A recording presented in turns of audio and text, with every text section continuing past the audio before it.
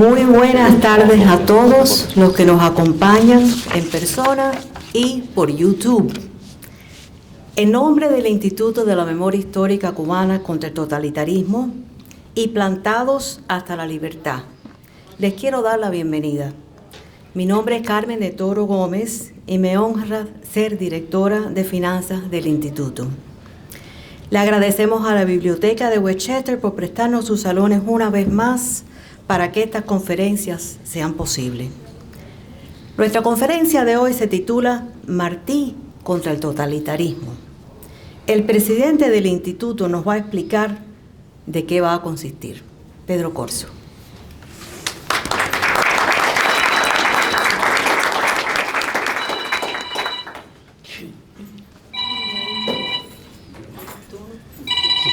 Estos aparatos son más impertinentes. Es Enrique Ruán. Perdona, Gwen. Enrique.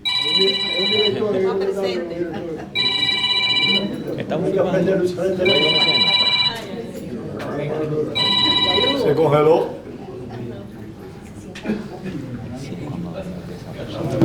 Disculpen, pero bueno, estas cosas pasan con la tecnología cuando los ancianos incursionan en ella. El anciano, yo. Bueno, muchísimas gracias a todos por estar acá. El instituto, como ustedes saben, está orientado a recoger el proceso de lucha contra el régimen totalitario castrista. Pero toda historia tiene raíces fundamentales. Y José Martí es una raíz fundamental no solo para los cubanos, sino para todos los que amamos la libertad y los derechos ciudadanos. Por eso, la Junta Directiva del Instituto, en una reunión de hace unos meses atrás, decidimos encontrarnos para evocar a José Martí, 19 de mayo, que se cumple su aniversario, para algunos de inmolación, yo estoy entre los que creen eso, para otros que murió en combate, como cualquier héroe, ha muerto a través de la historia. Y también para conmemorar el 20 de mayo, la fecha de la independencia patria. Desgraciadamente, en Cuba siempre ha existido una corriente de ciudadanos, no solo en el castrismo, aún antes del castrismo, una corriente de ciudadanos que han pretendido disminuir la trascendencia, la importancia del 20 de mayo. Lo han intentado y el castrismo, por supuesto, lo manipuló con mucho mayor éxito, al extremo de que el 20 de mayo, nuestro Día de Independencia Nacional, pues ha sido sustraído del calendario patriótico cubano. Les quería decir eso, a la vez recordarles que el próximo sábado los autores están invitados a una reunión que tendremos en Sentir Cubano, sábado que viene a las 2 de la tarde. Los autores de libros que no pueden circular en Cuba, los autores de libros que están exiliados.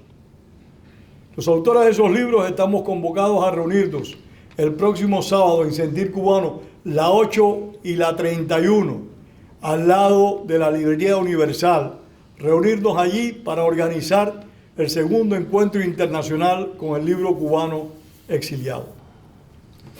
Ahí tenemos unos cuantos libros del instituto relacionados con José Martí y relacionados también con la República. Así que el que lo quiera adquirir y pueda, están a su disposición. Muchísimas gracias y agradecido al panel de lujo que tenemos hoy. Hay muchas personas que saben mucho de José Martí. Aquí al menos estoy viendo dos, el doctor Santiago Cárdenas y Tony Calatayud. Hay muchos más, pero son los dos que tengo más cercanos. Desgraciadamente, el panel no puede tener 6 personas, seríamos muchos.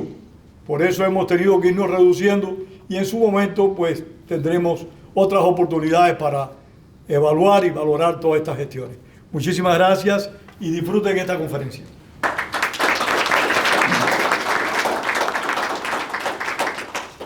Pues como dijo Pedro, le vamos a presentar un verdadero elenco de conocedores de nuestro apóstol José Martí. Va a ser una tarde en la que todos vamos a enriquecer con una increíble visión de este gran hombre que nunca deja de impresionarnos. Seguimos aprendiendo de sus enseñanzas desde que nacemos.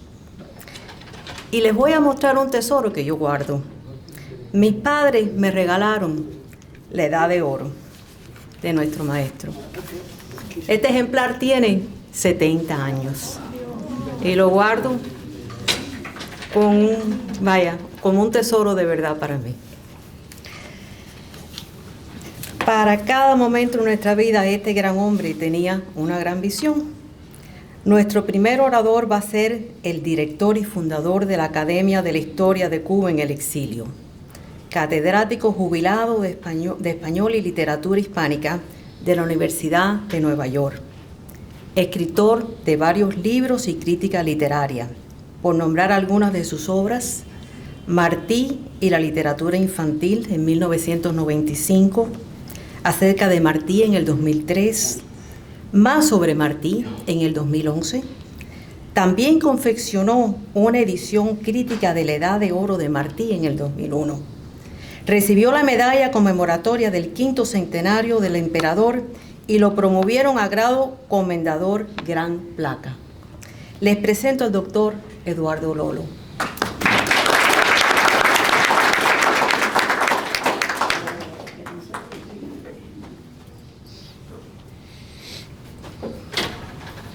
Buenas tardes y muchas gracias al Instituto de la Memoria Histórica contra el Totalitarismo por esta invitación. Todo parece indicar que el primero en utilizar el término totalitarismo fue Benito Mussolini, como corolario de una frase que repitió una y otra vez durante su perorata en 1935. Tutto il potere nello Stato, todo el poder al Estado, que era la consigna como mantra de todos los extremistas de la izquierda a principios del siglo XX. Todo el poder al Estado, todo el poder a los soviets, etc. Francisco Franco también esgrimiría la expresión en 1936. Es de destacar, sin embargo, que en ambos casos la locución no tenía una intención peyorativa, sino todo lo contrario. Para ellos, un sistema totalitario era el infalible constructor de una sociedad perfecta. Se considera que el primero en utilizar la palabra totalitarismo con el significado actual fue el escritor austríaco Frank Birkenau, comunista en su juventud, dicho sea de paso, en un libro sobre la Internacional Comunista publicado en 1938. Pero quien la hizo famosa internacionalmente con su significado despectivo fue Winston Churchill, al incluirla en un luego muy difundido discurso ante la Cámara de los Comunes en 1939. Por lo anterior, resulta obvio deducir que Martí no se enfrentó al totalitarismo, pero su juicio sobre el peligro de las ideas socialistas, tanto en sus textos publicados como en cartas personales, arrojan una precursora visión de lo que sería un Estado bajo un gobierno socialista, es decir, totalitario, casi 2 décadas antes de la Revolución Bolchevique.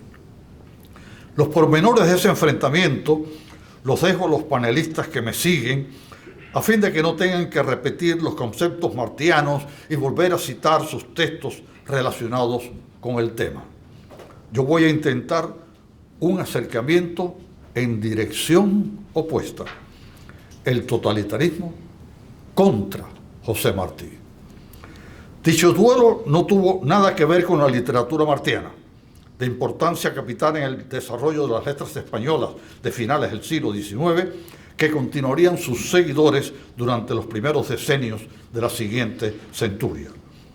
Los ataques totalitarios contra los apóstoles estaban dirigidos a su ascenso como personaje político, más allá de su cruzada independentista, debido al desarrollo de un ideario ético más filosófico que ideológico, de carácter trascendental por su naturaleza humano-céntrica.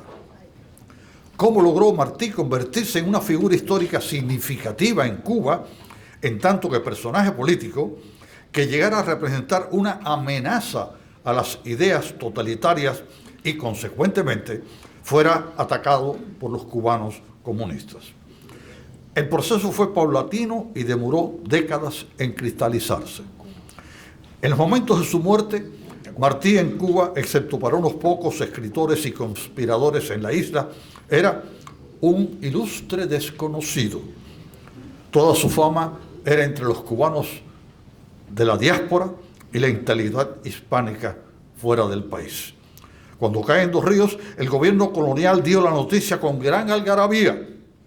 Todos conocían a Máximo Gómez, Antonio Maceo, pero ¿quién conocía a Martí? El gacetillero del Diario de la Marina ni siquiera intentó escribir una nota al respecto, sino que copió literalmente un telegrama tomado del correo dirigido al capitán general de la isla de Oriente, sin ni siquiera editarlo para mejorar el texto y optimizar su lectura. Todo comenzó a cambiar, sin embargo, con el regreso de muchos cubanos de la emigración, como se conocía lo que hoy llamamos el exilio, en 1898. En abril de 1899 fue removida la estatua de la reina española del Parque Central y menos de un mes después, el periódico capitalino El Fígaro llevó a cabo una encuesta entre algunos personajes importantes de La Habana para seleccionar qué efigie debía ocupar su lugar. Los inquiridos prefirieron a Martí por un estrecho margen. Luego el mismo periódico publicó los resultados obtenidos para que sus lectores escogieran, todos los lectores, una entre las propuestas recibidas por los encuestados inicialmente. Gracias a los exiliados de regreso a la patria, intelectuales y algunos oficiales del Ejército Libertador, Martí ocupó el primer lugar en la indagación pública. La estatua, sufragada por coestación popular, no por el gobierno, fue develada el 24 de febrero de 1905, siendo la primera en rendir homenaje al apóstol. Poco después, también con fondos privados, se inauguraría la segunda, de mayor relevancia, en la Plaza Mayor de Matanzas, rebautizada como Parque de la Libertad. Ambas se mantienen en pie, donde de niñas jugaban mi esposa y mi hija. Ya el pueblo cubano en la isla comenzaba a conocer a Martí. No obstante, cuando Gonzalo de Quesada y Aróstegui intentó en 1910 encontrar un editor en La Habana para publicar el contenido de un paquete de textos seleccionados por Martí y confiándole su publicación si moría en la guerra necesaria, su fiel albaceo no encontró quien aceptara el encargo. El primer tomo sería editado en Italia y tuvo muy poca acogida en Cuba. Gonzalo de Quesada le entregó varios ejemplares a Leonor Pérez para que los vendiera y al final llegó a quejarse de esta forma: ni siquiera por ser su madre le compran el libro. En los años 20 fue el comienzo de lo que sería el culto a Martí, impulsado fundamentalmente por las autoridades educacionales y la publicación de las obras martianas más emblemáticas en ediciones populares. Nuevas escuelas en casi todo el país comenzaron a ser bautizadas con su nombre, a las cuales, gracias corazón, a las cuales se le instaló un busto de Martí que devendría en lo que llegaría a conocerse como el Rincón Martiano del plantel, poco menos que un altar patrio, en práctica que se extendió a todos los colegios de la nación. En la siguiente década, los 30, se publica al fin la primera edición de las obras completas de José Martí y se extiende a todo el país la parada martiana por su natalicio, siguiendo el ejemplo de la primera, celebrada en La Habana el 28 de enero de 1889, durante el gobierno interventor norteamericano. Libros como Ismaelillo, La Edad de Oro y Versos Sencillos, en esos días de los 30, fueron publicados en ediciones populares, así como artículos y crónicas repetidos en periódicos y revistas. Sus poesías se memorizan en las aulas escolares y declamadores profesionales las incorporan en sus repertorios. Los niños, guiados por familiares y maestros, fueron los primeros receptores de las doctrinas martianas. Por todo lo anterior, ya a mediados del segundo lustro de los 30, el ilustre desconocido de 1895 se había hecho célebre como el mártir de Dos Ríos y el apóstol de la independencia de Cuba. Términos ambos que combinados no resulta descabellado interpretar como una subliminal conexión religiosa de cariz católica. Y comenzaron los ataques del totalitarismo contra José Martí. Lanzaría los primeros dardos venenosos contra sus ideas humanistas un destacado miembro de la nomenclatura del Partido Socialista Popular, en realidad un tentáculo soviético en las Antillas. Se llamaba Juan Marinello y se caracterizó por una piel política camaleónica que le permitió alcanzar altos grados gubernamentales como fiel lacayo de tiranos de ideologías que se supone disímiles, como lo fueron Fulgencio Batista y Fidel Castro. Sirve de prueba de cargo lo que Marinello escribiera en 1935 en su artículo Martí y Lenin, donde asevera que Martí había sido, y cito, un gran fracasado. Y continúa que había sido un abogado de los todopoderosos, por lo que sus ideas no servían más que, y vuelvo a citar, como trampolín de oportunistas, por lo cual había que, y cierro la cita, dar la espalda de una vez a sus doctrinas. Otros de sus camaradas partidistas repetirían y ampliarían sus falacias.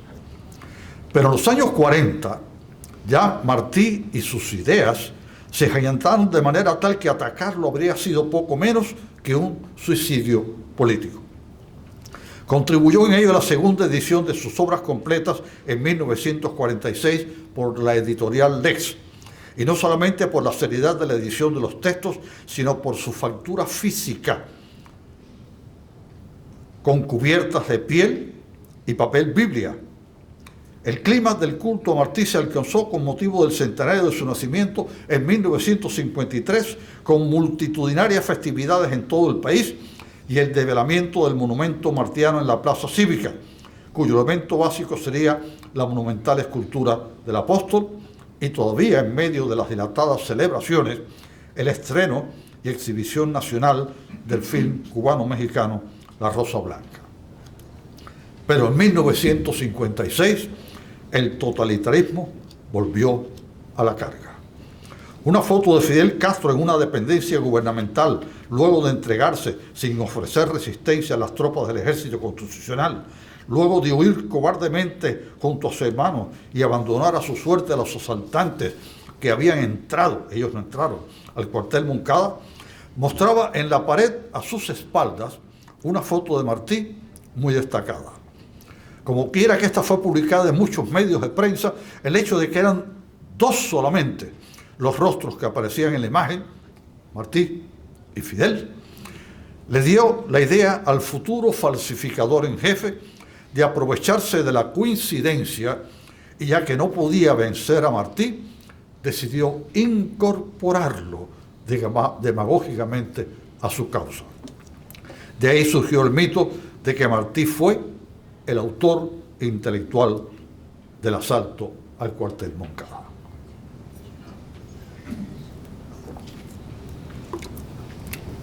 Para implementar dicha falacia institucionalmente, en los 70 se constituyó en La Habana el Centro de Estudios Martianos como una dependencia del Ministerio de Educación.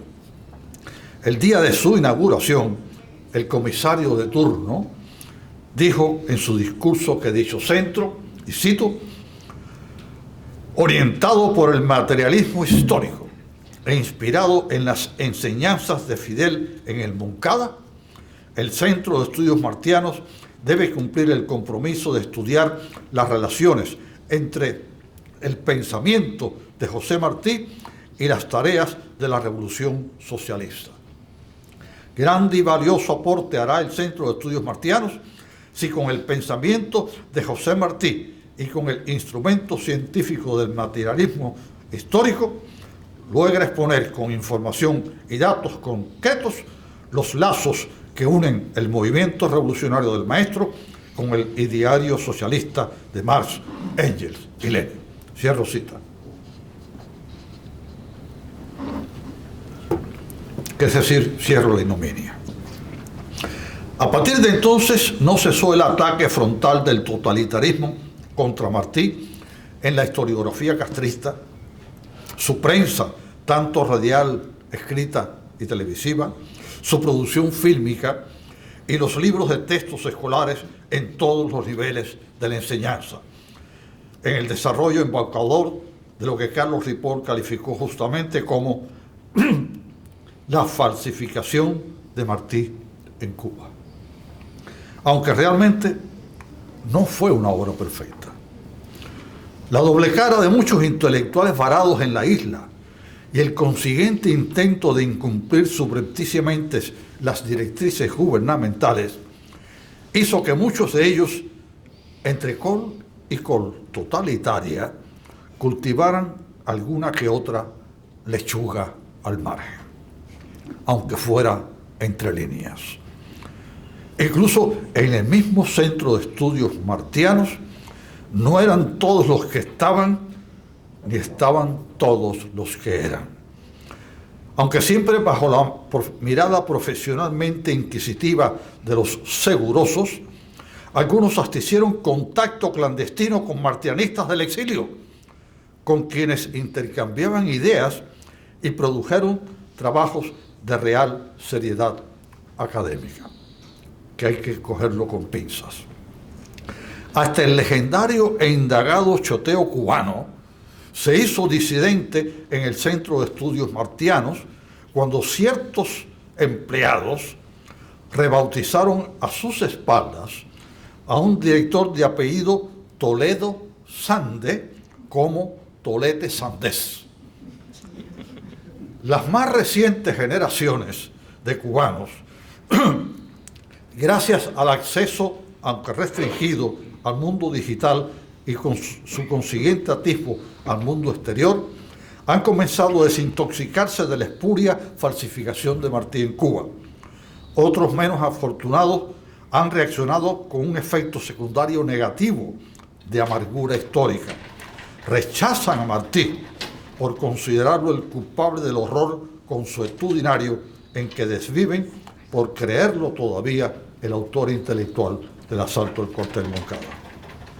En todo caso, oficialmente, como lógico resultado de la guerra del totalitarismo contra Martí, el apóstol quedó como un simple precursor de Fidel Castro, este último autoconvertido por obra y desgracia de sí mismo y su cohorte de pajes y bufones prebendados en el máximo líder, es decir, superior a todos quienes le antecedieron, incluyendo a Martí, como una feraz versión ampliada, devenida en caricatura del personaje de Yo el Supremo de Augusto Roa Bastos. Al final permaneció forzosamente en las mentes, instilada, aunque para muchos rechazada, la repetida frase de que Martí lo soñó y Fidel te lo cumplió. La más nefasta y asquerosa malinterpretación de todos los tiempos del ideario martiano. Para finalizar, porque queda la obra de Martí, la obra sin acabamiento que decía Gabriel Amistad de José Martí.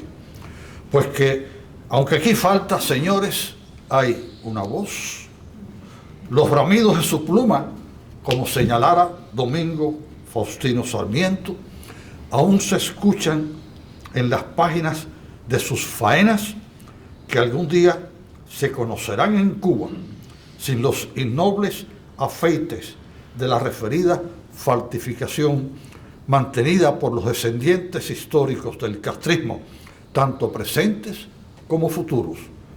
Pues por mucho que estos se resistan atrincherados en la ignominia, parafraseando la frase del apóstol sobre Bolívar y América, quiero cerrar diciendo: Martí tiene mucho que hacer por Cuba todavía. Muchas gracias.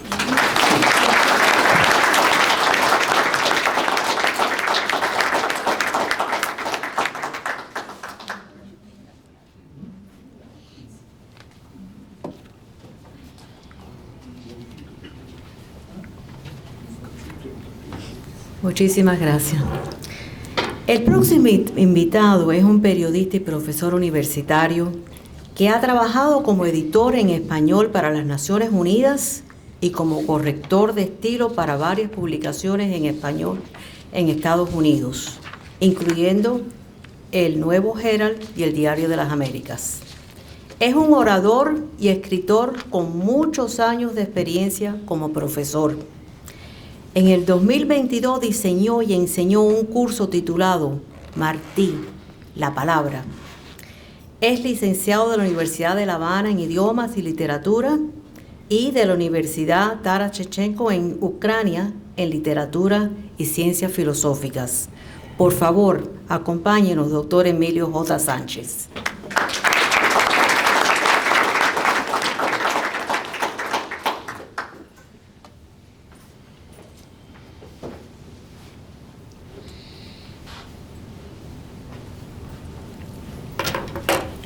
Buenas tardes, he quedado impresionado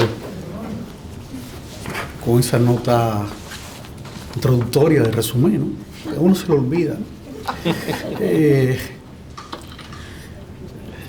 Muchas gracias ante todo a Pedro Corso del Instituto de la Memoria Histórica contra el Totalitarismo por la invitación.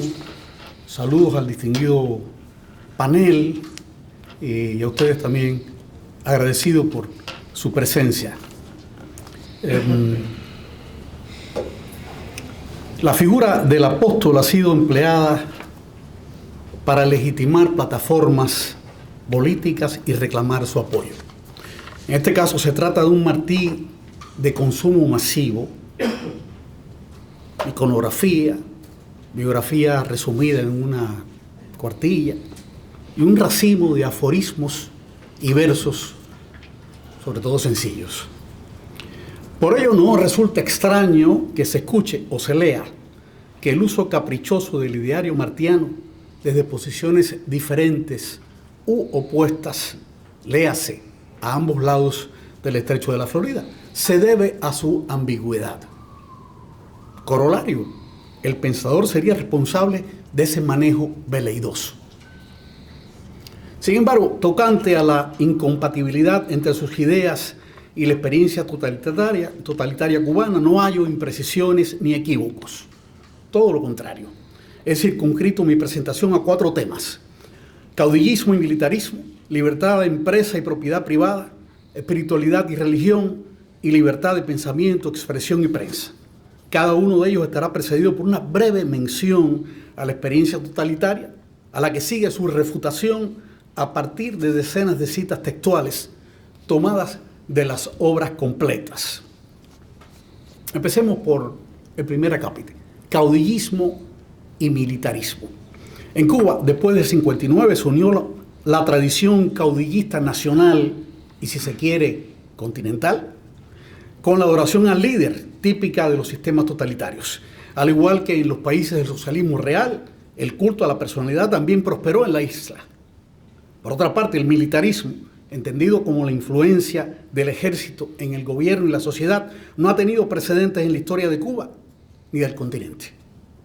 Los militares dirigieron el país y la sociedad entera fue militarizada.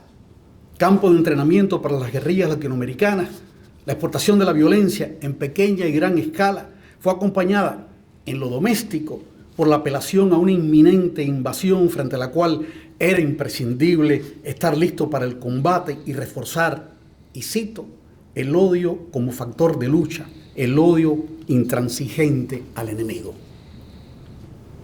Desde joven, Martí desarrolló un resuelto repudio al despotismo y la tiranía. De su experiencia mexicana extrajo esta conclusión: una revolución, estoy citando, es necesaria todavía, la que no haga presidente a su caudillo, la revolución contra todas las revoluciones, el levantamiento de todos los hombres pacíficos, una vez soldados, para que ni ellos ni nadie vuelvan a hacerlo jamás. El temor de esa plaga caudillista se cebó en las revoluciones independentistas del continente. Esa preocupación lo persiguió hasta su muerte. Es sabida su discrepancia con Gómez y Maceo en el 84, al descubrir en ambos tendencias caudillistas y autoritarias. En la carta dirigida al generalísimo, en la que explicó por qué abandonaba aquel plan de levantamiento, le señala su, cito, determinación de no contribuir en un ápice a traer a mi tierra a un régimen de despotismo personal. Y lo subrayó con esta sentencia: un pueblo no se funda, general, como se manda en un campamento. Insistía en evitar el mal de los caudillos mediante fórmulas democráticas y transparentes. Finalmente, la República fue testigo del espectáculo caudillistas de los presidentes mambises del primer cuarto de siglo, que volvió a resurgir en el 40 y 50 para llegar a su paroxismo después de 1959. Martí detestaba el militarismo. En carta a su amigo mexicano Manuel Mercado afirmó: usted y yo tenemos decidido que el poder en la República solo debe estar en manos de los hombres civiles. Y escuchen esto: los sables cortan. En carta a Tomás Estrada Palma, en marzo del 95, le pedía su apoyo político para impedir que se prohibiera en la isla toda organización de la guerra que ya lleve en sí una república que no sea la sumisión absoluta a la regla militar. Junto con su prédica para que la contienda del 95 fuera humana y breve, conservó aquella promesa hecha a sus carceleros a los 18 años: ni os odiaré ni os maldeciré. Si yo odiara a alguien, me odiaría por ello a mí mismo. Y en el 82, en su prólogo al poema del Niare, dijo: asesino alevoso, ingrato a Dios y enemigo de los hombres, es el que, sobre pretexto de dirigir a las generaciones nuevas, les enseña un cúmulo aislado y absoluto de doctrinas y les predica el odio antes que la dulce plática del amor, el evangelio bárbaro del odio. Y 2 años después, triste patria sería la que tuviese el odio por sostén, tan triste por lo menos como la que se arrastra en el olvido indecoroso de las ofensas. En su ensayo Nuestra América del 91, escribió: los pueblos han de tener una picota para quien les asusa a odios inútiles y otra para quien no les dice a tiempo la verdad. Libertad de empresa y propiedad privada. Un dogma marxista es la abolición de la propiedad privada sobre los medios de producción, premisa de la sociedad comunista. En Cuba el Estado llegó a concentrar el 75% de las tierras cultivables mediante leyes revolucionarias. Un gigantesco latifundio estatal, en palabras del geógrafo e historiador cubano Leví Marrero. A ello se sumó la expropiación, confiscación de la gran mayoría de las industrias, bancos, fábricas, almacenes y empresas de transporte, instituciones educativas, hospitales y clínicas mutualistas, comercios privados, más de 50.000 micronegocios. Se vino abajo así la producción, distribución y comercio, fases de cualquier proceso económico libre que existía antes de aquella fecha. Martí fustigó desde temprano el odio de clases y al capital. En México, con su seudónimo de Orestes, postulaba: el derecho del obrero no puede ser nunca el odio al capital. Es la armonía, la conciliación, el acercamiento común de uno y de otro. Defendía la iniciativa privada que ligaba al derecho natural individual. Escribió que, y estoy citando, la independencia de los individuos depende de la grandeza de la independencia de los individuos depende de la grandeza de los pueblos. Venturosa es la tierra en que cada hombre posee y cultiva un pedazo de terreno. Respaldaba el amor del hombre a la propiedad adquirida, estoy citando, con el trabajo de sus manos. Siendo la agricultura fundamental en el continente, se entiende que el apóstol subrayara su relieve, pero su entusiasmo ante los adelantos tecnológicos y civilizatorios de Estados Unidos hizo que reconociera el papel de la industria. En 1892, en Patria, escribió: la guerra se ha de hacer para poner los productos de la isla sin trabas ni menjurjes en sus mercados naturales, para dar suelo propio y permanente a las industrias cubanas. La idea de justicia social se enraiza en su ideario ético-moral de base cristiana. A su juicio, las grandes fortunas tenían como fundamento, cito, robo, abuso, inmoralidad. Con todo, comento yo, no solo se opuso a la riqueza, sino que favoreció la que llamó fortuna honrada, conseguida a través de medios lícitos. En el manifiesto de Montecristi de 1895 proclamaba el objetivo en la República por nacer de que la honrada fortuna pueda mantenerse sin cohecho y desarrollarse sin zozobra. Su ideal, que fueran entrelazadas libertad, prosperidad y cultura. La conducta recta dependería del progreso individual y este iba ligado a la educación. En Maestros Ambulantes escribió: ser bueno es el único modo de ser dichoso. Ser culto es el único modo de ser libre. Y a ello le seguía una idea que quedó fuera del aforismo conocido. Pero en lo común de la naturaleza humana se necesita ser próspero para ser bueno. Se entiende que prosperidad supone bonanza, holgura, progreso, y ello depende del trabajo libre. En su concepto, y cito, no hay más remedio que asegurar la libertad en la patria y el decoro en el hombre que fomentar la riqueza pública. Nos servimos de las leyes para asegurar y ensanchar la riqueza pública que para pelear mezquinamente la privada. Nos da miedo la sangre perdida en mocedades y decidimos ahorrar sangre. Nos domina, gracias a Dios, el deseo febril de obtener con trabajo personal y directo una existencia libre y honrada. Vale aclarar que no se refiere Martí a la riqueza pública, colectiva, sino a la de muchos pequeños propietarios de los que derivaba la riqueza de una nación. No es rico el pueblo, dijo, donde hay algunos hombres ricos, sino aquel donde cada uno tiene un poco de riqueza. En economía política y en buen gobierno, concluyó, distribuir es hacer venturosos. Pero hay más. Concebía la propiedad privada como antídoto contra las dictaduras. En 1884 señalaba: la propiedad conserva a los estados. Un déspota no puede imponerse a un pueblo de trabajadores. La República Martiana estaría abierta a la inversión extranjera y la inmigración. Imaginaba una etapa en que, cito, capitales desocupados y muchedumbres ociosas hallarían en la isla la calma de la propiedad y un crucero amigo. No dudaba de que era muy útil la libertad absoluta de comercio, aunque en países de economía débil no funcionaría de igual manera. En este sentido, postulaba: hay que equilibrar el comercio para asegurar la libertad. El pueblo que quiere morir vende a un solo pueblo, y el que quiere salvarse vende a más de uno. Espiritualidad y religión. Después del 59, Cuba restringió la práctica religiosa, a lo que siguió la persecución de muchos católicos y creyentes en general. En 1976 el Estado se declaró marxista-leninista y el ateísmo fue adoptado en la práctica. Tras el colapso de la Unión Soviética, el país se vio obligado a asumir una posición más conciliadora hacia la religión. Sin embargo, todavía hoy se persigue a los sacerdotes y pastores, sobre todo a los más críticos. Las iglesias no tienen acceso a los medios de comunicación y carecen de recursos para construir y remozar los centros de culto. La ayuda exterior en alimentos y medicinas es obstaculizada. Se entiende que ese individuo, José Martí, espiritual y creyente, haya permanecido oculto. Sus textos abundan en referencias a las religiones, la libertad religiosa y de culto, la Biblia de Jesús de Nazaret, cristianismo y protestantismo. Martí creía en la vida trascendente y en la existencia del alma antes del nacimiento y después de la muerte.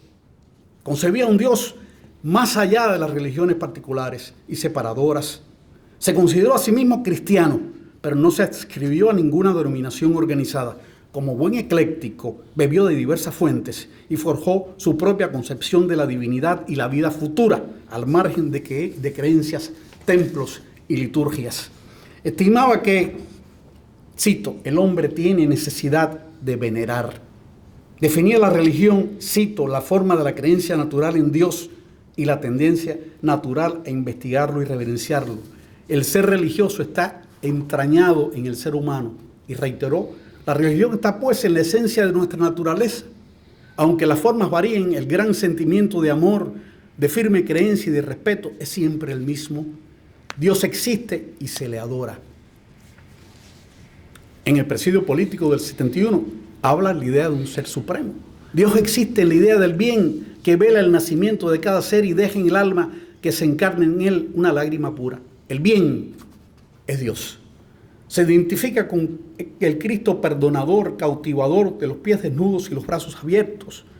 En él todo grandeza, pureza y verdad de amor, en oposición al Cristo nefando y satánico, malevolente, odiador, enconado, fustigante, ajusticiador, impío.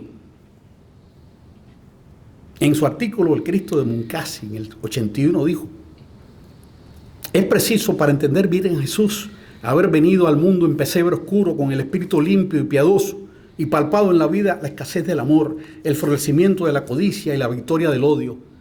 Es preciso haber aserrado la madera y amasado el pan entre el silencio y la ofensa de los hombres. Crítico de ciertas conductas del clero católico y de manifestaciones de superstición y fanatismo, se mostró tolerante con todas las creencias y fustigó la represión de la fe. En religión, lo que hay de esencial en todas, sin oprimir a ninguna. Nadie tiene el derecho de compeler a nadie, ni librepensadores a católicos, ni católicos a librepensadores. Venérese a los hombres de religión, sean católicos o tarahumaras. Todo el mundo, laico o lanudo, tiene derecho a su plena conciencia. Consideraba la libertad religiosa manifestación de la necesaria libertad de expresión y aún más que la primera favorecía el pensamiento libre. Y escribió: del pensar con libertad en religión se viene a pensar con libertad en política. Y luego advirtió: ni la originalidad literaria cabe, ni la libertad política subsiste mientras no se asegure la libertad espiritual. El primer trabajo del hombre es reconquistarse. Urge devolver a los hombres a sí mismos. Urge sacarlos del mal gobierno de la convención que sofoca o envenena sus sentimientos, acelera el despertar de sus sentidos y recarga su inteligencia con un caudal pernicioso, ajeno, frío y falso.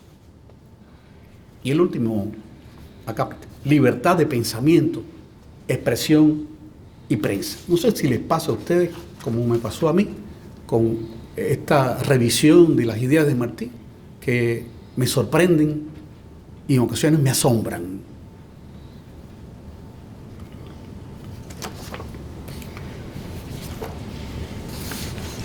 El paisaje diverso, contradictorio y estimulante de la prensa en Cuba se vino abajo en 1959 merced a la política de expropiación de los medios de comunicación. Prensa escrita, radio, televisión, cine, agencias de publicidad, editoriales pasaron a control estatal para transmitir una dieta cotidiana de propaganda y desinformación. Y muy pronto, el fin del pensar con independencia. Contra la revolución, nada. Varias leyes se han establecido desde entonces contra la expresión de opiniones diferentes y para evadir la represalia, hipocresía y doblez moral. Fue siempre Martí un resuelto defensor de la libertad de pensamiento, expresión y prensa. Y escribió: el respeto a la libertad y al pensamiento ajenos, aún del ente más infeliz, es mi fanatismo. Me parece que me matan a un hijo cada vez que privan a un hombre del derecho de pensar. Y esta frase aplastante: todo, hasta el pecado, por el pensamiento libre. A su juicio, la libertad de pensamiento y de expresión son mutuamente dependientes. No puede existir una sin la otra. Ante todo, se trata de una cuestión de eticidad. Libertad es el derecho que todo hombre tiene a ser honrado y a pensar y a hablar sin hipocresía. Un hombre que oculta lo que piensa o no se atreve a decir lo que piensa no es un hombre honrado. Esto lo explica en la Edad de Oro, pero allí mismo también exponía su deseo de que sus lectores se convirtieran en hombres que dijeran lo que pensaban. En el 92 sostenía en Patria que era justo acatar sinceramente el derecho de los hombres a expresar y mantener su opinión. Este derecho impedía el surgimiento de las tiranías. Los pueblos no tienen más que un tirano, y es la falta de vigilancia de sus libertades. Ni duermen ni confíen, y jamás en país de libre pensamiento caerán en servidumbre.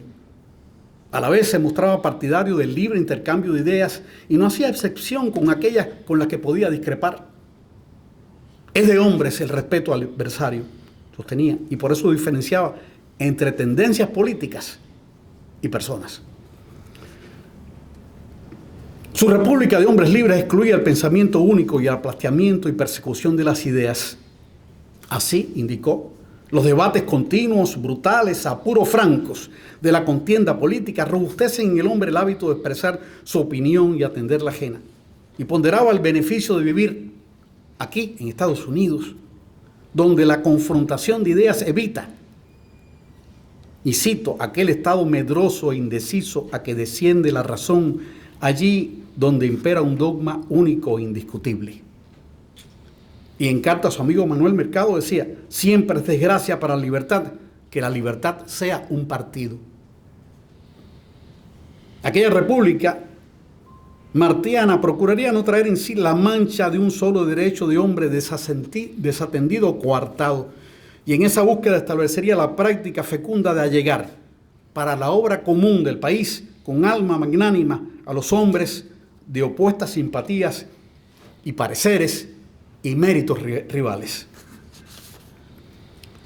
En su discurso de Tampa del 26 de noviembre del 91 expresó: o la República tiene por base el carácter entero de cada uno de sus hijos, el hábito de trabajar con sus manos y pensar por sí propia, el ejercicio íntegro de los demás, la pasión, en fin, por el decoro del hombre, o la República no vale una lágrima de nuestras mujeres, ni una sola gota de sangre de nuestros bravos. Para verdades trabajamos y no para sueños. Para libertar a los cubanos trabajamos y no para acorralarlos. Dicha libertad incluía la de prensa. No valen antifaces en los países, escribió, en los países de prensa libre, que sale cada mañana como un viento duende levantando caretas. Su ideal de prensa libre era aquel, cito, de periódico vivo donde cada interés no bien asoma, ya tiene su diario, y en él acceso de todos los interesados en común, de modo que no hay injuria ni sospecha sin voz y prensa que la publique y tribunal dispuesto a censurarla. Conoció personalmente el mal del periodismo oficial de varios gobiernos autoritarios, caracterizados por la palabra laudatoria o francamente progubernamental. Por ello detestaba, y cito, la pluma que no vale para clavar la verdad en los corazones y sirve para que los hombres defiendan lo contrario de lo que les manda la verdadera conveniencia, que está en el honor y nunca fuera de él. De nada, después continuó, servirían la libertad y el derecho si el derecho y la libertad no se ejercieran, si todavía tuviera el pensamiento sobre sus espaldas el látigo de la censura. Martí debe haber experimentado la diferencia entre cerrazón y pluralismo al comparar lo sucedido en México, Guatemala y Venezuela, por un lado, y su estancia de 15 años en Estados Unidos. Mientras que tuvo que abandonar países de nuestra América por expresar opiniones hostiles al poder o por no someterse a sus exigencias, en este país, cuya democracia disfrutó él, al igual que nosotros, ejerció el periodismo en numerosos diarios y revistas, fundó el periódico Patria, hizo discursos y emitió críticas sin molestias ni presiones. Sin dudas, fue su experiencia más feliz de libertad de pensamiento y expresión. Ya termino. En Cuba, por primera vez un Estado totalitario busca apoyarse en un autor cuya obra, en buena medida, constituye la negación de sus fundamentos. No ocurrió así en la Alemania nazi, ni tampoco en la Unión Soviética, donde los pilotes ideológicos eran coherentes con sus respectivas plataformas. He presentado una parte del ideario martiano que ha sido desmentido por la experiencia cubana. Basta para demostrar la incompatibilidad entre uno y otra. No obstante, quedan algunas preguntas. ¿Cómo es posible, pese a la abrumadora evidencia,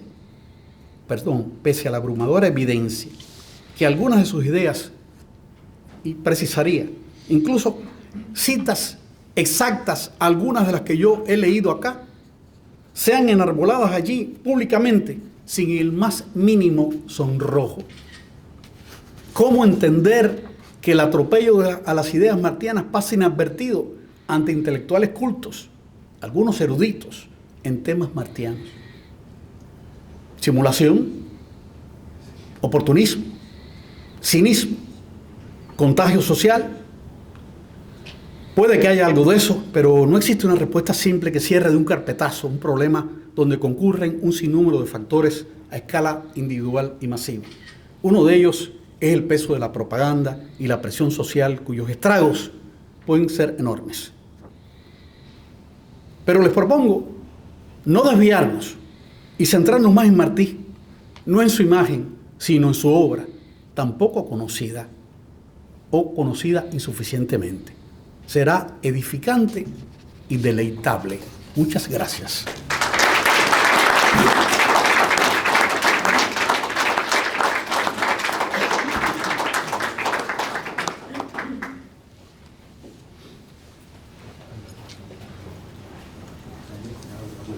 Y gracias.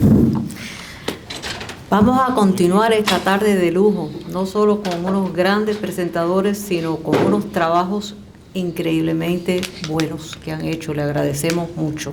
Ojalá muchas personas estén viendo esto. Lo bueno es que está grabado y nos va a servir para educar a muchos. Le vamos a presentar ahora a un profesor investigador de la vida y obra martiana, ensayista y crítico. Nacido en La Habana en 1968 y vive en el exilio desde 1998.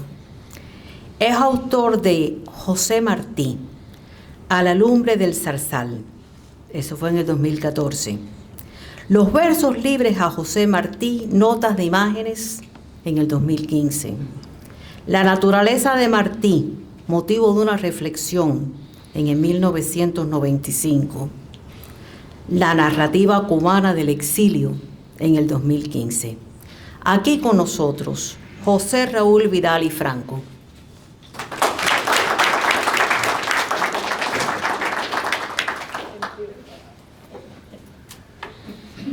Muchas gracias por la presentación, muchas gracias al panel de lujo, como se ha dicho ya acá, y a todos ustedes que están presentes aquí. Mi conferencia o mi lectura la he titulado Martí, la idea pobre del socialismo. Y sin duda resulta peligroso aventurarse a tratar temas muchas veces tan llevados y otras tantas tan mal traídos. Sobre todo cuando la mentira y la manipulación hacen titulares entre los hermanos y muchos más entre los enemigos de la patria. Un hecho. El mantra del socialismo siempre ha sido igualar a todos en la pobreza, para poder, desde la indigencia generalizada, controlar mejor a un pueblo, concepto muy distante de la declaración de nuestro Señor Jesús: los pobres siempre los tendréis con vosotros, o de los versos martianos: con los pobres de la tierra quiero yo mi suerte echar. Concepto además que anula la capacidad trascendente del ser humano para crear con su esfuerzo e inteligencia riquezas, lo mismo espiritual que material. Dice Spencer en su tratado La futura esclavitud, citado por Martí, al referirse a la idea socialista, que so pretexto de socorrer a los pobres, sácanse tanto tributo que se convierten en pobres a los que no lo son. Y en efecto, el discurso socialista se basa en pregonar un asistencialismo que promueve mejorarle la vida a los sectores más llanos de la sociedad, entre ellos a obreros, campesinos y a minorías como la mujer, algunos grupos religiosos y más recientemente a los homosexuales, como hemos visto, a quien llegan a manipular desde un marcado proselitismo político.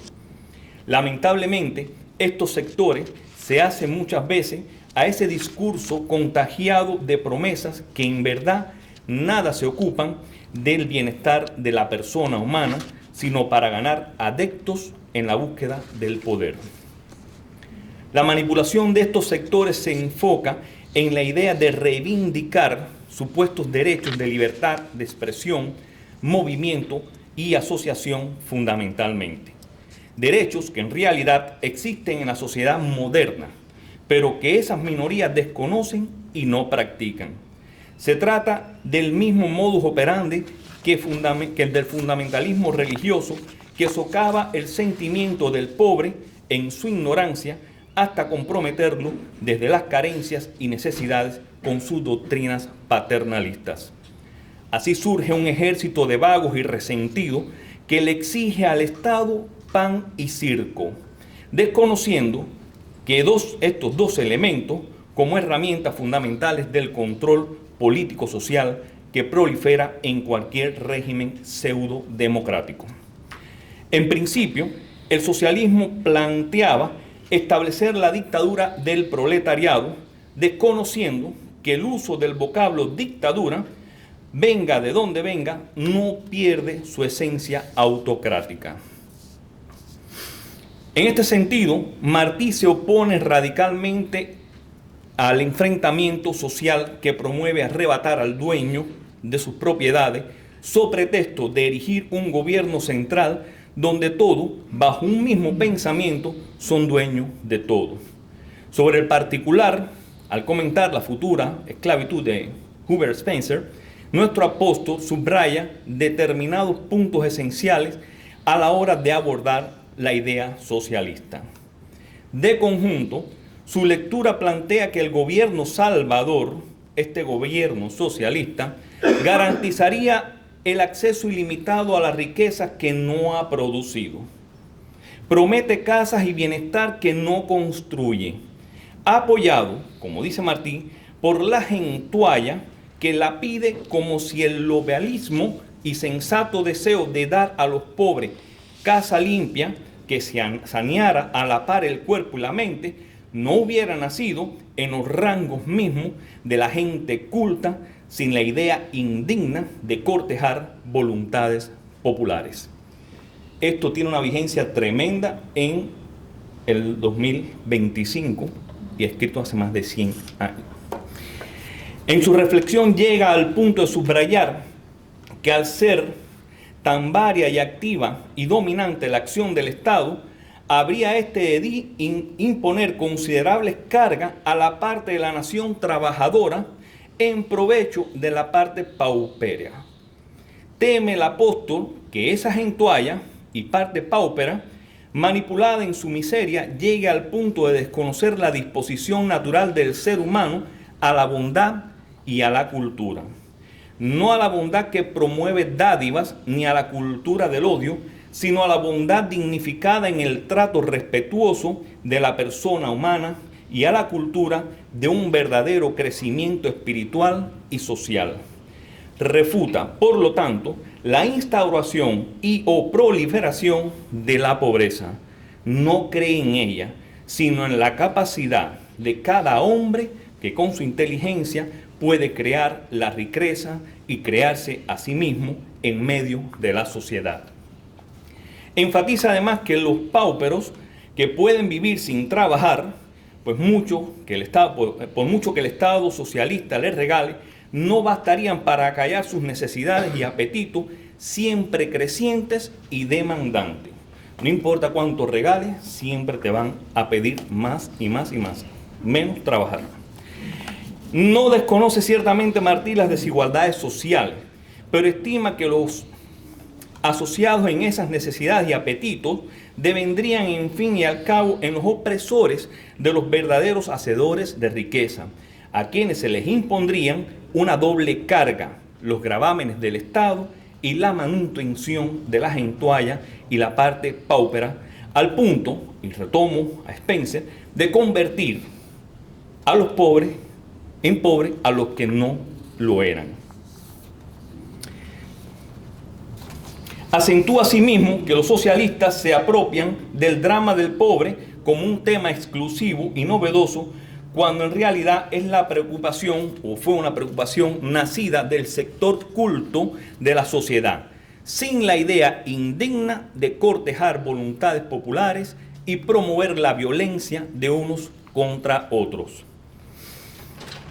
Observemos que en la época neoyorquina, martiana, las grandes oleadas de inmigrantes europeos se asentaron en tugurios, ciertamente, y en guetos, alterando la tranquilidad y la distribución urbana de muchas ciudades con sus formas y proyecciones de vida.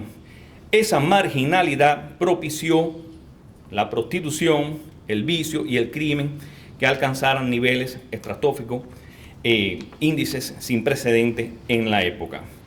Ciertamente, la esperanza del emigrante quedaba anulada ante los embates de la sociedad moderna.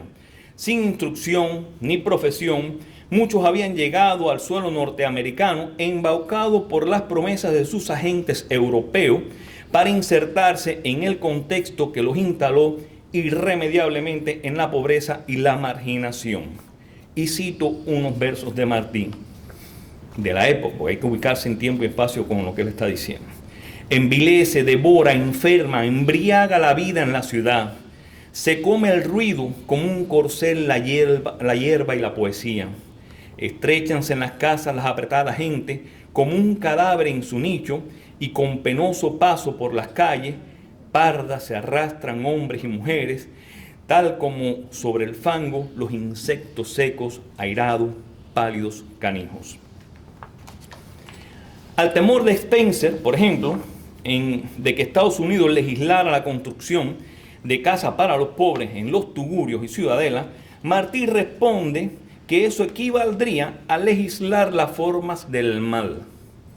Su propuesta es curar el mal en su base.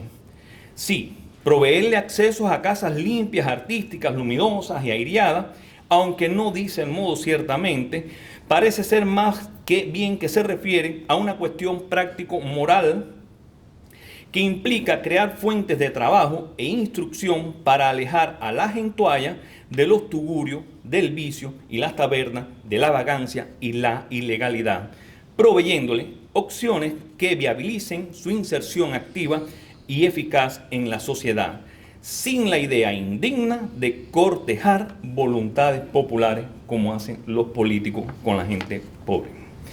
Como dicta el refranero popular, no le des un pescado al hombre, enséñale a pescar. A ello súmese el tema de controlar la tierra y la formación de ejércitos industriales y agrícolas conducidos por el mismo Estado. Ante la mirada martiana, esa actitud incentivaría una casta nueva de funcionarios cuyo trabajo sería inmiscuirse en las interioridades de la persona, acentuando un control asfixiante sobre la sociedad. Ello implica además una burocracia con remuneración amplia y cierta por un trabajo relativamente escaso. De conjunto, esa casta de funcionarios no solo acentúa los gastos de una sociedad con sus legislaciones, sino también conduce a una pobreza a ultranzas del trabajador.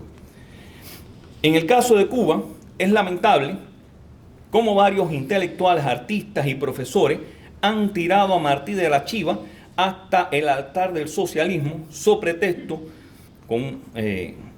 del pensamiento antiimperialista, y lo han consortado, digámoslo así, con Marx en cuanta idea desleal puede erigirse para justificar el invento político cubano, sea económico y social.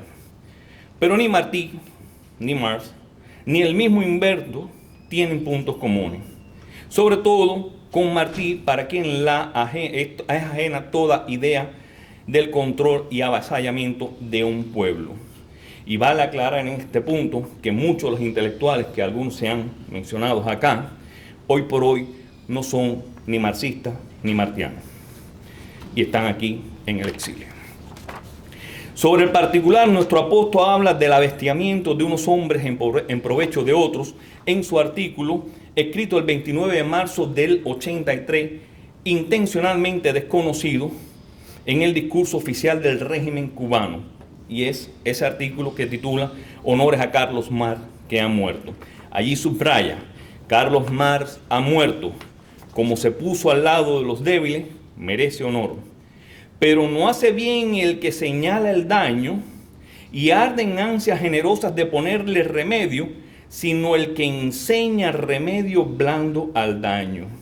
Espanta la tarea de echar los hombres sobre los hombres. Indigna el forzoso abestiamiento de unos hombres en provecho de otro.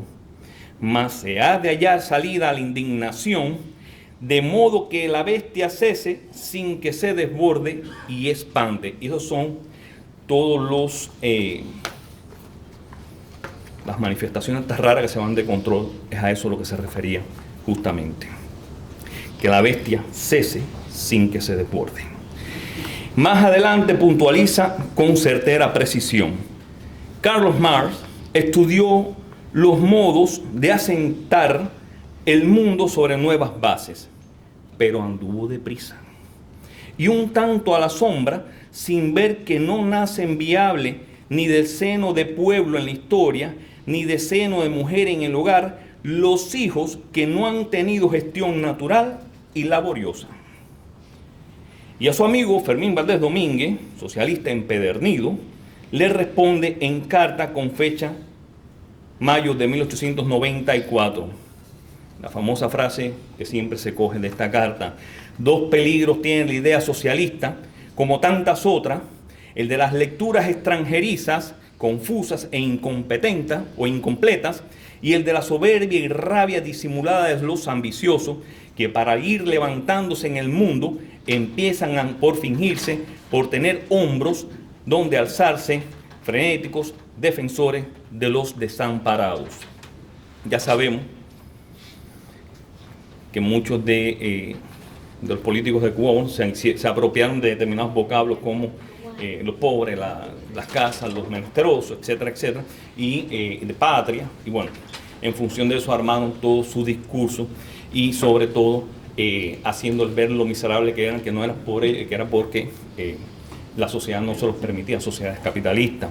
Hay una anécdota justamente de Serafín Sánchez, testimonio que da Gonzalo de Quesada, en el que dice que para esa fecha de 1894, en mayo, se estaban organizando las fiestas del 1 de mayo, acá en Los Cayos, aquí abajo, y Serafín Sánchez le da un artículo a Martí para publicarlo en Patria. Según Gonzalo de Quesada, dice que Martí lo declinó porque no solo hablaba de Robespierre, ya sabemos, el ideólogo de la Revolución Francesa, el asesino en masa aquel, sino que estaba escrito en tinta roja que destila sangre. Así le dijo Gonzalo de Quesada, según le había dicho Serafín Sánchez a él.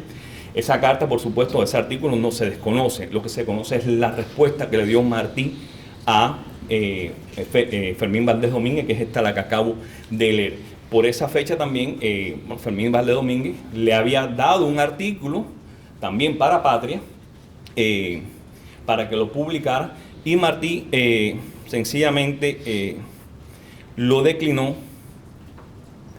porque consideraba que no era propio para el periódico. En lo que se conoce justamente la respuesta que le da Martí a Fermín Valdés Domínguez. Cierro apuntando que Martí es extraño, como se ha dicho, es ajeno a la idea del socialismo desde su propia doctrina de verdadero amor, conciliación y compromiso social. Lo prueban, entre tantos, estos versos que sintetizan el abestiamiento de unos hombres y la nobleza de otro. ¿Qué mundo es frágil? Seres hay montaña, seres de valle y seres de pantano y lodazales. Muchas gracias.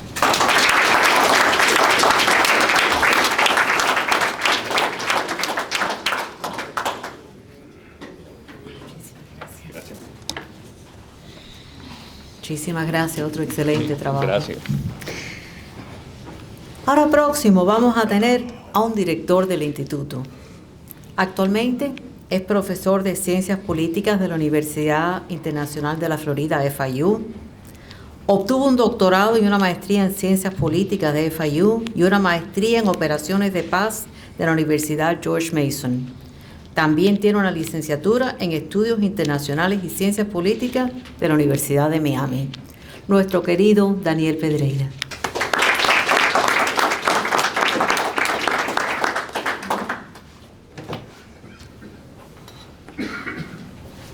Muchas gracias, Carmen, y gracias a todos por estar aquí hoy, esta tarde.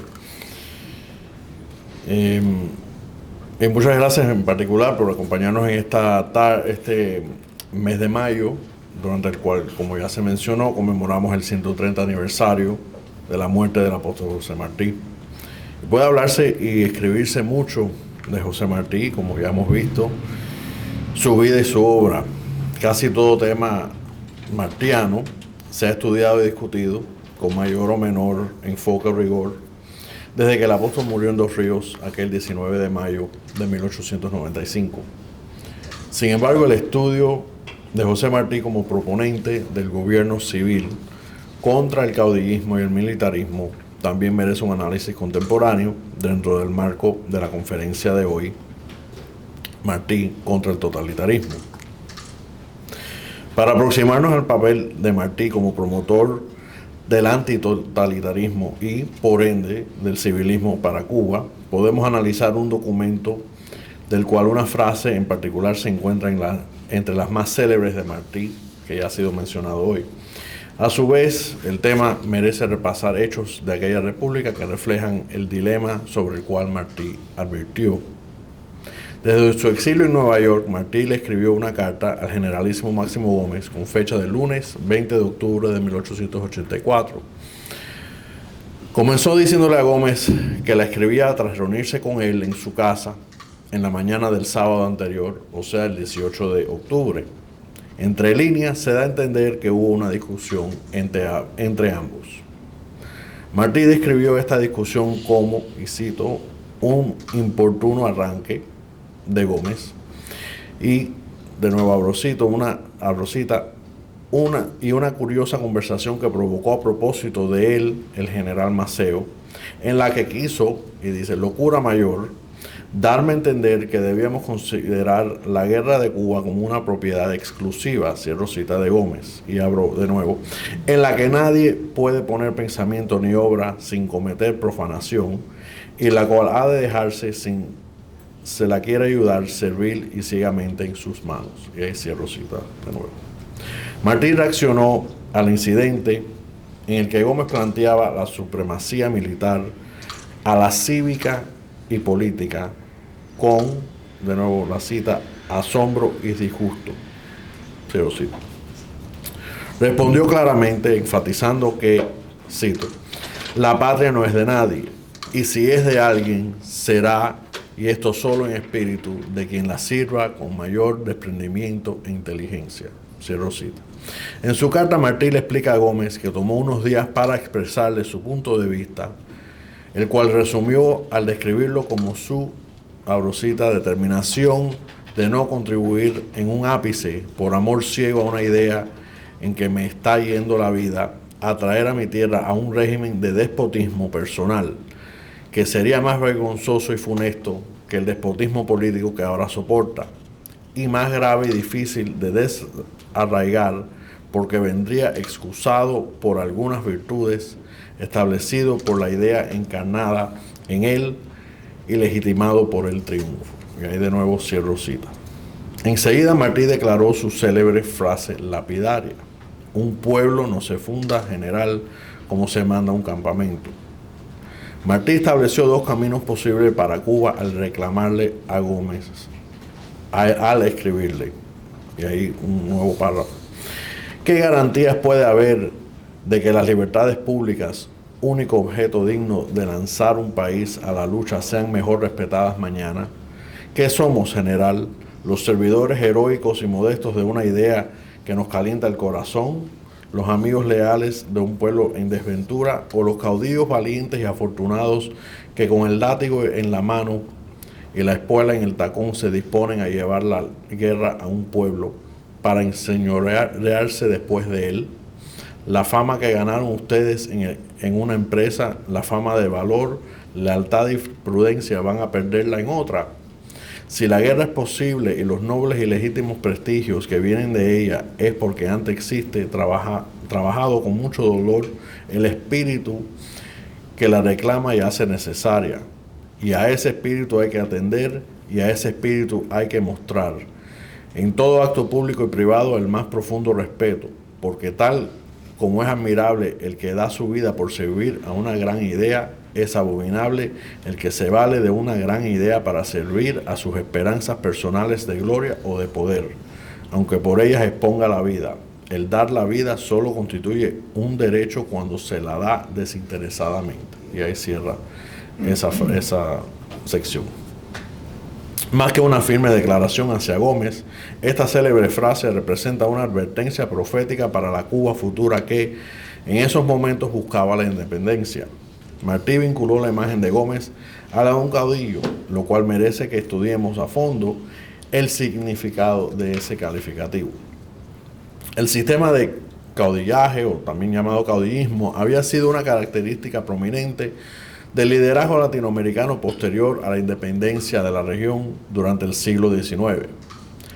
En 1963, el jurista constitucionalista argentino segundo Víctor Linares Quintana sostuvo, y cito, no cabe duda de que tiene profundas raíces en los antecedentes y tradiciones de la Hispanoamérica la tendencia predominante en el panorama institucional de dichos países que hace el presidente de la República un caudillo que absorbe los poderes más importantes del Estado.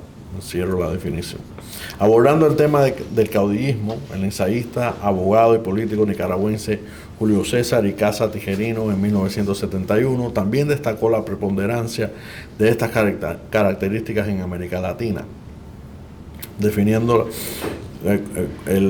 diciendo el fenómeno del caudillismo que en otros países es esporádico, argumentó Icaza Tijerino, en Hispanoamérica viene a ser una constante de nuestra política. Constituye en sí mismo un sistema sin otra justificación que la estética de la personalidad.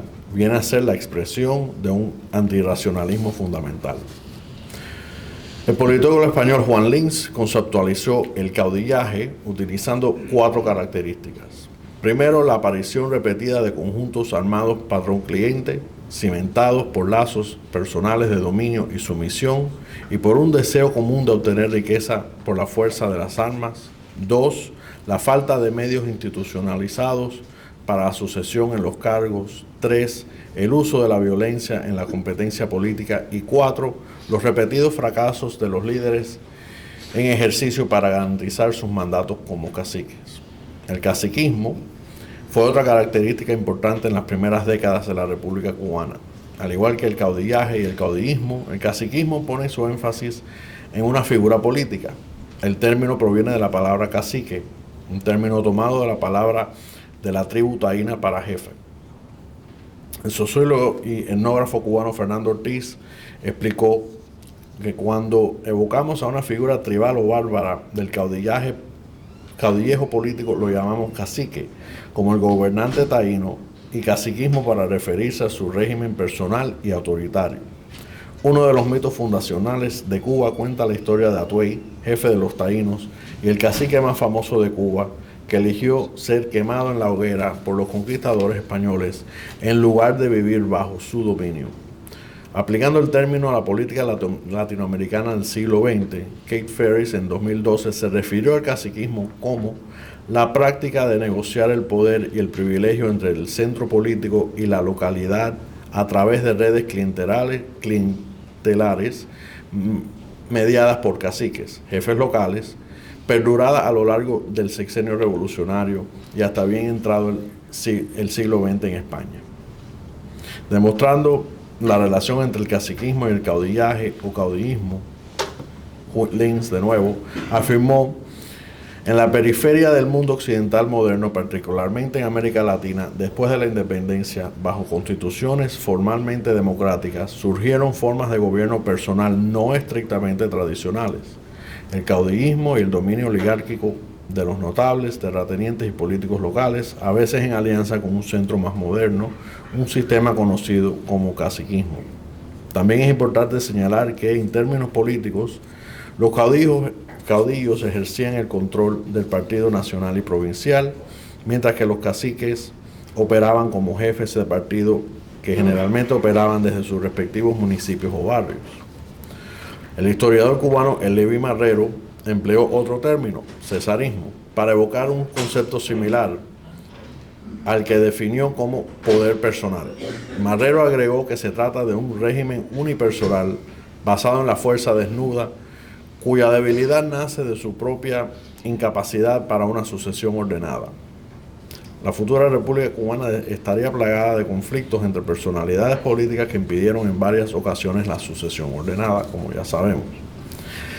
Si el militarismo, llámese caudillismo, caudillaje, caciquismo, cesarismo, luego convertido en militarismo político, imperó en la Cuba del siglo XX y permanece hoy, quiere decir que fracasó la visión civilista o antitotalitaria de Martí. La República Cubana siempre buscó romper sus ataduras militaristas en favor de una Cuba civilista basada en el orden constitucional y democrático. Aunque el gobierno civil cubano tuvo éxitos significativos y prometedores durante diferentes épocas de la República, se vio restringido y eventualmente eliminado por el militarismo caudillista. Las repercusiones de esta dinámica se sienten hasta el día de hoy, demostrando que el reproche de Martí sigue vigente. Muchas gracias.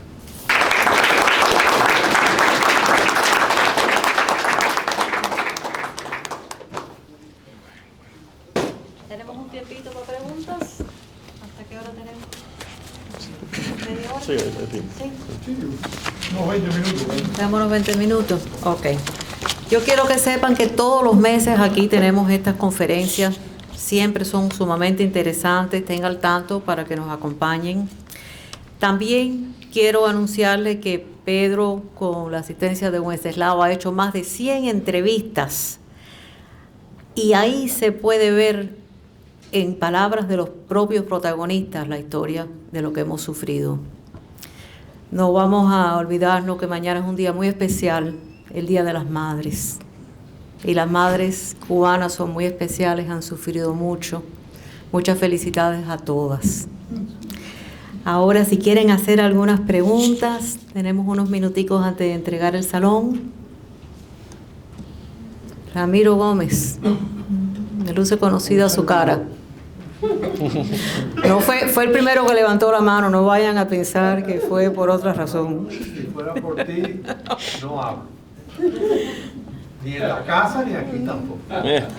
Doctor Eduardo Loro, usted manifestó que Martí era un desconocido, y es cierto que fue desconocido durante un tiempo. Pero yo me pregunto si Rubén Darío, Santo Chocano, Vargas Vila y Martí fueron los fundadores del modernismo literario, ¿cómo va a ser posible que el mundo no lo conociera? Esa es la pregunta. No, yo digo en Cuba. Martí era conocido internacionalmente. Sus trabajos se publicaban en 20 países de América Latina y España. Fue la figura fundamental del movimiento modernista. Recuerden que Darío, que fue el que llevó el modernismo ya, cuando él cae, le dijo: adolorido, irreprochable, maestro, ¿qué has hecho? Así que para él fue una pérdida para la literatura universal que Martí, a los 42 años, hubiera ido a Cuba a inmolarse. Eso él nunca se lo perdonó. Y no solamente él, cuando Dios pesa también criticó mucho a Martí por haberse dedicado más a Cuba que a su literatura. Decía que él tenía un deber con la humanidad y un deber con Cuba, pero que él desestimó su deber con la humanidad para dedicarse solamente a Cuba. Muchas gracias. Está perfectamente respondida y aclarada mi duda. Porque en Cuba él estaba no se podía publicar sus obras, porque los únicos que sabían de Martí sabían más los españoles que Martí, no solamente por los espías, sino por los detectives que le seguían paso a paso, incluyendo dentro de la misma casa del hospicio, la casa de huéspedes, había un detective vigilando a Martí. Otro gran historiador, Tony Calatayud, quiere hacer una pregunta. Yo quisiera coincidir con Marino Gómez, porque en el diario de campaña de José Martí, apenas días de haber desembarcado en Cuba, se quejaba él de Gómez, porque Gómez se quejaba de que los campesinos cubanos le llamaban presidente a Martí. Los campesinos ignorantes de la zona de Baracoa y Guantánamo ya habían identificado y sabían, no por la palabra de Gómez, que ignoraba la grandeza de Martí, sino porque ya se sabía en Cuba que el líder de la revolución era Martí. Y le llamaban presidente a los pocos días de llegar, cuando todavía no había hablado con José Maceo, y era simplemente un grupo que estaba allí escapando de los indios de Yandera. Y ya le decía presidente, y Gómez le dijo, no me le digan a Martí presidente porque lo van a corromper. Es decir, que ya el pueblo cubano, la gente más humilde, el cubano de a pie, en el medio de la ignorancia de la marigua, sabía de la existencia de Martí. No, pero recuerda que eso era otra cosa, si me permite. pero recuerda que eso era un grupo muy pequeño, es decir, fueron los que escucharon a Martí por primera vez. A Martí lo escucharon en Cuba 2 veces. Esa gente no conocían, esa gente era un campesino ignorante. No, pero eran parte de Cuba. Sí, pero al decir que era un ilustre desconocido es en general. Martí, desde su último discurso en Guanabacoa, no pudo hablar más. Es más, en su último discurso le dio inmediatamente el permiso de salida a la fuerza. Lo desterraron de nuevo. Hasta que él no llegó y ese grupo de campesinos lo escucharon. Fue tal fuerte su verbo, su personalidad, que a pesar de la fama de Máximo Gómez, a quien ellos vieron como el farol de la República, fue a José Martí. Pero eso era desconocido en La Habana. Fíjate otra cosa, si me permite, muy brevemente, en el aspecto de las cosas del totalitarismo y la propaganda del Partido Comunista y del fidelismo en cuanto a Martí. Ellos han querido explicar el hecho de que el Partido Comunista de Cuba, desde el mismo preámbulo de la Constitución comunista, dice que es el mentor y el gestor y el jefe superior del Partido Comunista al Estado cubano. Dice que ellos están copiando a Martí, porque Martí nada más que tenía un partido, el Partido Revolucionario Cubano, y que era también el partido único de la independencia. Cosa que no es cierto, porque en aquel momento Martí le llamó partido, porque existía el partido autonomista, y existían los partidos españolistas, y existían la tendencia anexionista. Así que Martí el independentismo era como la cuarta pata de la mesa de la política en aquel momento. Así fue. Adelante. 2 cosas. Gómez lo nombra general inmediatamente después que desembarca. Me imagino yo que era para quitarle la presión de que era el presidente. Exacto. Era como él quería. Preemptive strike, eso es lo que yo lo llamo. Segundo, la presentación ha sido fantástica. Muchas gracias. Pero en ningún momento se ha mencionado la mejorana, que fue un momento crítico para el proceso cubano, para el proceso de Martí. Lo que se ocurrió en la mejorana, se votaron papeles, el mismo Máximo Gómez lo votó por la presentación que hubo allí con Maceo, y eso fue una cosa crítica para el futuro de Cuba después que Martín muere, porque Martín quería ir al occidente junto con Maceo, ella junto con Máximo Gómez, pero hubo unas disgregaciones violentas entre Maceo y Martí, insultantes. Y tristemente no he oído nada aquí mencionar de la mejorana, que era uno de los aspectos más importantes del proceso cubano. Toma nota, Pedro. Hay que seguir. Más conferencias. Eso El es tema- un compromiso que Sí. tenemos nosotros con la mejorana. Sí. Es otro Lo tema. que es otro capítulo en la Está bien. amplia historia de José Martí. Claro. El enfoque que queríamos en esta conferencia hoy era enfocarnos al totalitarismo, o sea, el principio que identifica a José Martí es la libertad. El principio que identifica el totalitarismo es la falta de esa libertad. Y lo que buscábamos era eso. No es que haya habido omisión por parte de los ponentes, simplemente no era el tema. No importa, pero está bueno para pensar Pero en lo el tema es próximo. bueno, el tema es válido. Importante. Y es más, vamos a proponerlo. Claro. Vamos a tratar de abordarlo en enero 28. Yo creo que tenemos que enlazarlo con el pasado y el 28 de enero pudiéramos abordar ese tema con estos ponentes y otros ponentes más, si ellos gustan participar, para abordar el tema de la mejorana, el tema de la guerra de la independencia, con una mayor amplitud.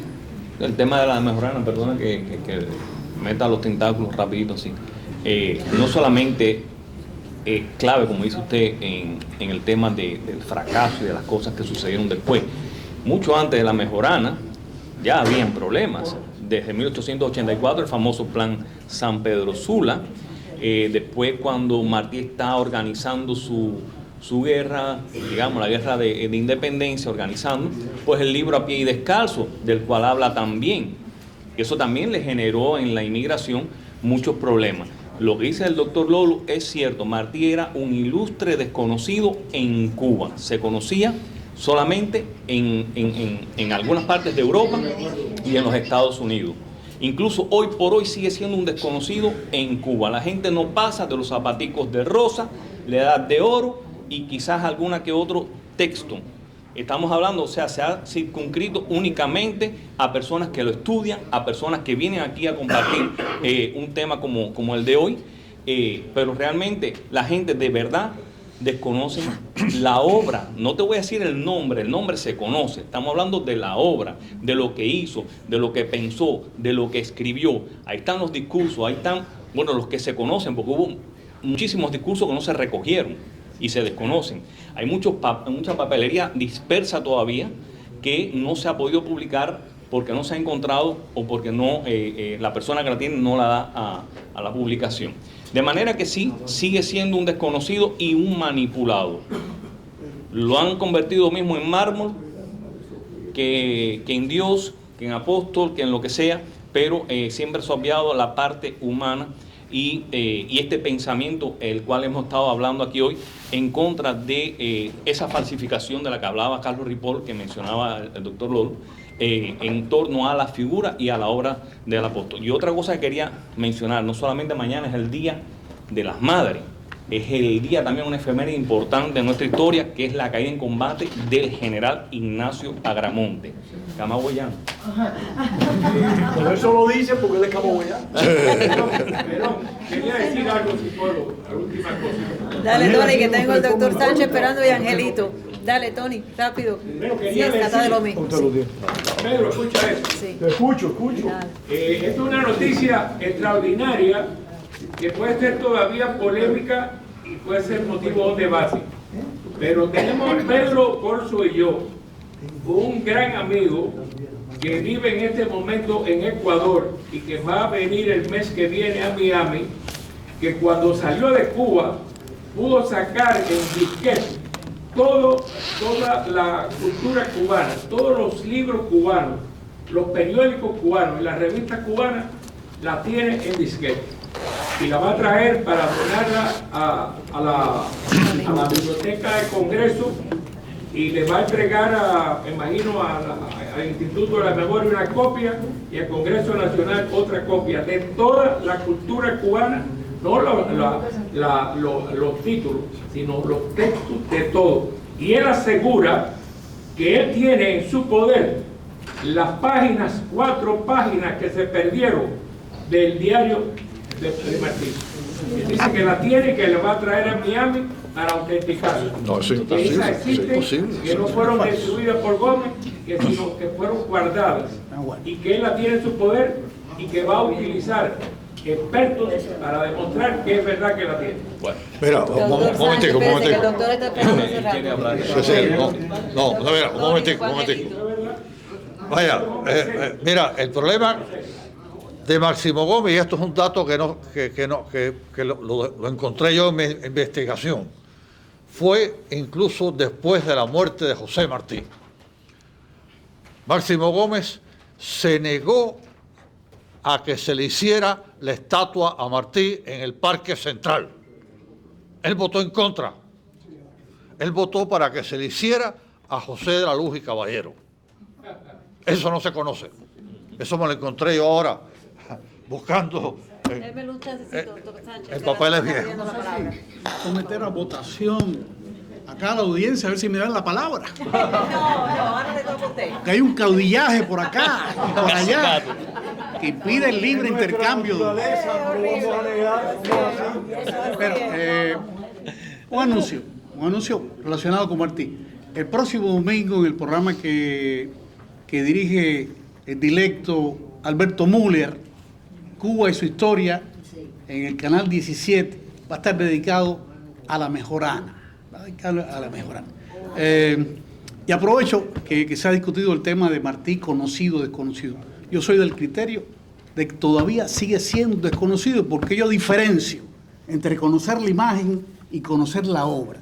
Y tengo el testimonio de mis alumnos y de participantes en la tertulia martiana que hace 2 años que llevo a cabo. Testimonio directo, por lo menos cuando empezamos las tertulias, de la ignorancia de los cubanos que allí han asistido sobre la biografía de Martí, para no hablar de los textos que sometemos a la discusión. Son textos que todos agradecemos porque nos brindan una visión directa, diferente al Martí conocido. Ese Martí conocido, en buena medida, es un Martí marmóreo, es un Martí encasillado en el Martí patriota, que sí lo fue, pero fue algo más. Y en los eventos que yo he estado organizando, la idea precisamente es tratar de compartir esa otra imagen de Martí a partir de los textos martianos. Gracias. A usted, muchas gracias. Angelito, hace rato que estaba esperando. Sí, sobre cómo los comunistas han podido, yo creo que lo consiguieron, casi que borrar el verdadero pensamiento martiano, al adoptar a Martí como el partido único, esas cosas, ¿no? Y siempre cuando el doctor Lolo hablaba de ese aspecto, yo me recordaba que estando yo, creo que en Isla de Pino, este señor que está al lado mío, que era un niño cuando eso, o un jovencito, vino a probar. A mí no se me olvida que vino a que yo le dijera cómo era posible que Martí fuera el creador de la Revolución Cubana. Porque era tanta continuamente en las vallas y de cosas, y vino a preguntarme cómo era posible. Claro que él no compartía esa idea, pero que le explicara cómo era posible que el pueblo cubano, que los jóvenes cubanos como él, pensaran o creyeran que eso era verdad. De tantas veces que lo habían repetido, se lo estaban creyendo. No sé si quería hacer un comentario de eso. Antes de seguir haciendo comentarios, quiero que sepa que ahí tenemos algunos libros que el instituto ha hecho con mucho sacrificio y nosotros nos nutrimos simplemente de las ventas que tenemos. Nosotros no tenemos ninguna entrada que no sea pequeñas donaciones, y los libros que vendemos, por favor, aporten y se van a llevar ahí una joya, se van a llevar unos trabajos muy buenos, muy interesantes que pueden también compartir. Perdón, el próximo. Ramiro, otra vez. Sí, voy a repetir. Vamos. Simplemente que no fue solamente en La Mejorana donde surgieron las discrepancias entre los más grandes patriotas. Y para recordarle la memoria, que todos lo saben, voy a mencionar una sola palabra: Bijagual. He concluido. Creo que se nos está acabando el tiempo. Una vez más le agradecemos a todos. Doctor Santiago. Vamos, doctor. Muy actual. Yo tengo el privilegio de ver todos los días de mi consulta entre 50 y 60, es una cifra muy alta, de personas, porque le tengo que hacer el examen físico para que se hagan residentes de cubanos. Hay una muestra de todo. Yo veo niños recién nacidos aquí, gente que ha hecho una trayectoria larga de Montevideo, Ecuador. Bueno, disfruto porque me gusta conocer cómo es el pueblo cubano. Les aseguro que estoy de acuerdo con el doctor Lolo, que los que entran, adolescentes, personas mayores, amas de casa, no sé, es un muestrario muy lindo, que se podría algún día hacer un trabajo sobre él. No conocen a Martín, por eso hice una breve incursión de hacer un libro, porque es que me duele que sigue siendo un gran, no que fue antes, no que fue en el 23, que actualmente sigue siendo un gran desconocido. Y es más, yo pienso que, voy a utilizar un término duro, pero la gran mayoría de las personas acá arriba no solo que lo desconocen, sino que lo aborrecen. Sí, es increíble eso, no se puede Ese es luchar otro contra punto. Mani. Sí, lo aborrecen. Tremendo. Es Sí, otro yo punto. quería hablar sobre eso último precisamente, que estaba pensando que el doctor Cárdenas lo dijera, que Martí en Cuba. Primero, déjeme decir algo, yo formo parte de una generación un poco dividida, o sea, tengo 75 años ahora y nací antes de la revolución, en el año 50, o sea, tengo 9 años sin revolución y comienzo en el año 59, pero desde muy temprano ya empiezan los problemas de mi hermano, mi cuñado, con los que tenía una especial muy grande. ¿Y qué pasa en Cuba?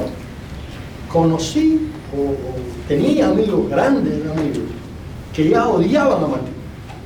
¿Por qué? Porque en el caso mío, no, yo tenía una raíz un poco antes, pero para aquellos que nacieron con la revolución y empezaron a vivir con la revolución y era Martí el culpable de todos nuestros problemas, a Martí me la tenía cansada. Es verdad que para muchos, Según la etapa que uno le tocó vivir, claro. porque Claro. había que haberla vivido allí. Y no era mi caso, No, claro. no era mi caso, porque en mi casa había un poco de hambre, pero habían libros, gracias a mis hermanos.